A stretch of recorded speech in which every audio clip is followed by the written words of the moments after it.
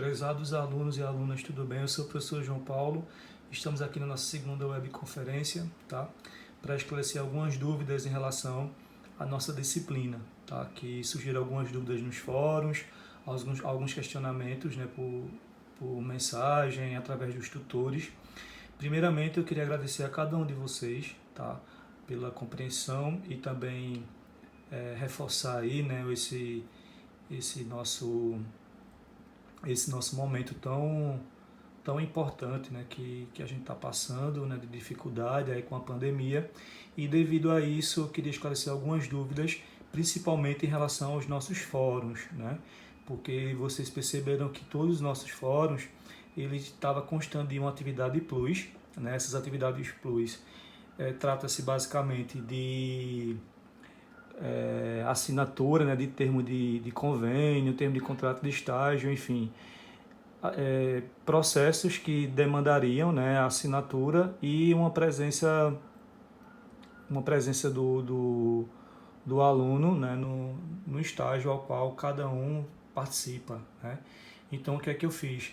Todos esses termos, pessoal, que precisa dessas assinaturas, tá? Vocês vão desconsiderar no momento, tá? Esses termos a posteriori, quando a situação voltar ao normal, a gente vê, né, como é que a gente pode fazer para que vocês possam pegar essa assinatura, tá? Essas assinaturas. Porém, neste momento, tá? Eu não vou exigir, né, a disciplina não vai exigir de vocês essas assinaturas por, né, obviamente, tratar e a gente ter aí digamos, uma relação, né, entre o estagiário e o seu supervisor, tá? Então, desconsiderem, tá, todas as atividades plus relacionadas aí à assinatura de termos de contrato, né? Enfim, o que está lá nos nossos fóruns. Voltando aqui agora, né, a gente vai falar um pouco sobre a nossa primeira web aí, né, que se trata do currículo, né? Então, o que é que vocês vão fazer primeiramente, pessoal? Vocês vão simplesmente, tá, elaborar um currículo, tá? Elaborar um currículo normal, simples, e vocês vão postar esse currículo no Ava, tá? Ah, professor, meu currículo não tenho muita coisa para fazer, meu currículo está incompleto, meu currículo está isso, aquilo, não importa. Postem o currículo de vocês. Esses currículos eles serão corrigidos, serão encaminhados para vocês novamente com dicas, tá? Para que vocês possam, digamos, no futuro dar uma melhorada no currículo, tá?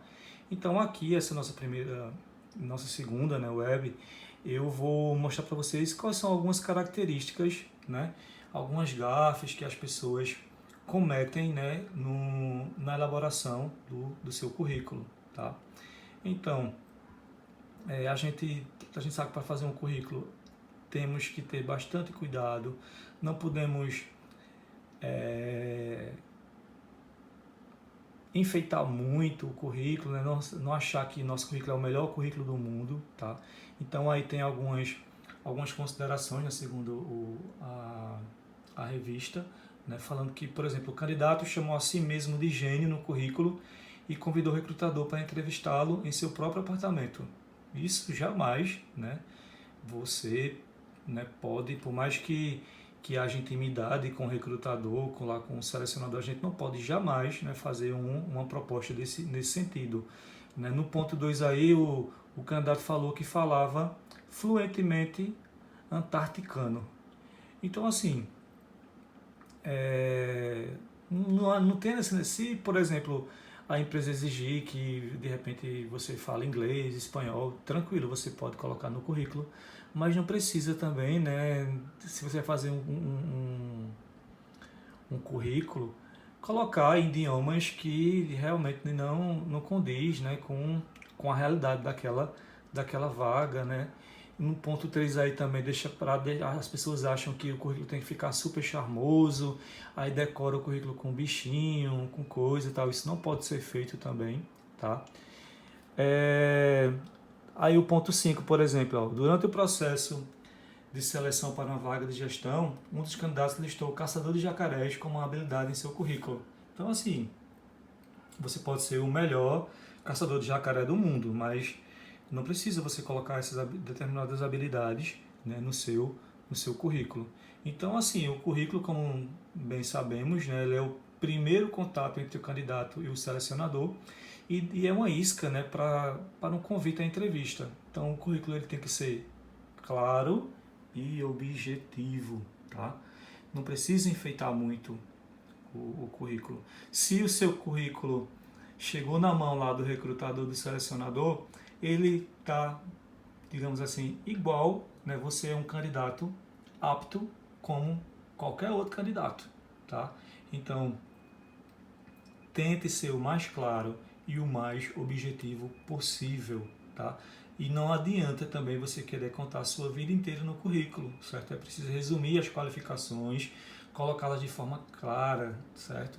Por quê? Porque esses selecionadores, minha gente, eles têm muito o que fazer. O dia deles é muito corrido, eles não têm tempo de estar lendo um currículo grande e extenso, tá? Então, ser, como eu falei anteriormente, claro, objetividade, certo? Que é o mais importante, tá? E aqui tem alguns erros, né? Fora os que eu já falei para vocês, mais comuns, né? Colocar abreviatura, assinar o currículo. A gente não pode assinar o currículo porque a gente não está preenchendo um cheque, né? Por isso, jamais a gente deve assinar o currículo.